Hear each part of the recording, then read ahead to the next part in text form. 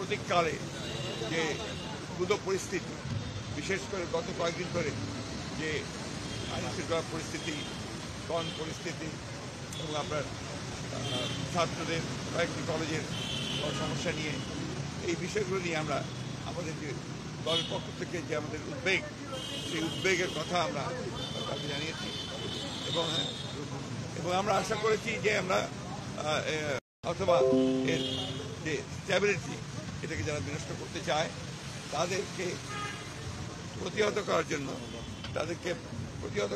প্রতিরোধ করার জন্য আমাদেরকে অবশ্যই একটা জাতীয় ঐক্য করে তুলতে হবে।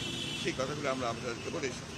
আমরা সেই সঙ্গে জনগণের যে দুর্ভোগ হচ্ছে, বিশেষ করে দ্রব্যমূল্যের ব্যাপারে, সেই বিষয়টি আমরা তাদের সামনে নিয়ে এসেছি যে যাতে করে দ্রব্যমূল্য কমানোর জন্য টিসিবি ট্রাকগুলোকে আমরা বাড়ানোর জন্য বলে এসেছি, প্রতি এলাকা ভিত্তিক বাড়ানোর জন্য বলে এসেছি। আমরা বলেছি যে আপনার যে ট্রাক চলাচল, যানবাহন চলাচল যদি নির্বিঘ্নে থাকে সেই বিষয় নিশ্চিত করার জন্য আমরা তাদেরকে অনুরোধ করছি। সেই সঙ্গে আপনার কৃষিতে বিশেষ করে আপনার সার বিতরণের ক্ষেত্রে যে সমস্যাগুলো আছে সেই সমস্যা দূর করে এখনও আপনার সেই ক্রাইসিসদের দোসররা নিয়ন্ত্রণ করছে, সেগুলোকে আপনার মোটামুটিভাবে জনগণের পক্ষে যারা আছেন তাদেরকে নিয়ে আসা এবং এটাকে সহজ করার জন্য আমরা অনুরোধ করেছি যাতে ব্যবস্থা করা যায়। সেই সঙ্গে শিল্প উৎপাদনের ক্ষেত্রে আমরা বলেছি যেন আপনার নর্মাল যে আপনার অ্যাক্টিভিটিস সেটা যেন চালু থাকে, বিশেষ করে শিল্পাঞ্চলে শ্রমিকদের বেতনের ক্ষেত্রে যেন কোনো বাধা সৃষ্টি না হয় এবং তারা যেন বেতন পান, তার জন্য প্রয়োজনে সরকারকে ঋণ দেওয়ার জন্য আমরা বলেছি যে বেশি করে ঋণ দিয়ে তাদেরকে বেতনের ব্যবস্থা করতে হবে।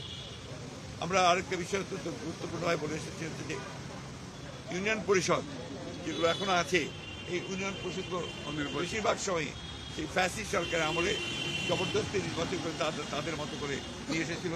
এটাকে অবিলম্বে আমরা মনে করি যেহেতু সিটি কর্পোরেশন ভাঙা হয়েছে, পৌর কর্পোরেশনগুলো ভাঙা হয়েছে, উপজেলা ভাঙা হয়েছে, এটাকে ভেঙে দিয়ে পরবর্তী নির্বাচন এবং ট্রেড বডিগুলোকে ভেঙে দিয়ে আমরা বলেছি যে নির্বাচনের মাধ্যমে এটাকে আপনার পুনরায় আপনার সুস্থভাবে নিয়ে আসার জন্য আমরা বলেছি।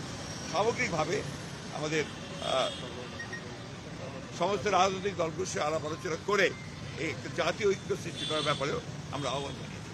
আমরা সেই সঙ্গে আপনার এটাও বলেছি যে আমাদের নির্বাচন এটা সবচেয়ে বেশি প্রয়োজন, সংস্কারগুলোকে আপনার সম্পূর্ণ করে অবিলম্বে যত দ্রুত সম্ভব রোড ম্যাপ দেওয়ার কথা আমরা বলে এসেছি। একটা রোড ম্যাপ অত্যন্ত জরুরি, এই কথাগুলি আমরা তাদেরকে বলেছি। এবং প্রধান উপদেষ্টা এবং তার সঙ্গে যারা উপদেষ্টা মন্ডলীর সদস্য ছিলেন তারা অত্যন্ত শান্তিপূর্ণভাবে মনোযোগ সহকারে আমাদের কথাগুলো শুনেছেন। আমরা বিশ্বাস করি যে তাগুলো গুরুত্ব দিয়ে তারা এটাকে প্রয়োগ করার। আরেকটা বিষয়, আমরা সমস্ত মামলাগুলো আমাদের সময় ফ্যাসিস্ট সরকার করেছিল, এই মামলাগুলোকে প্রত্যাহারের ব্যাপারে আমরা দ্রুততার সঙ্গে ব্যবস্থা গ্রহণ করার জন্য অনুরোধ করেছি। Thank you.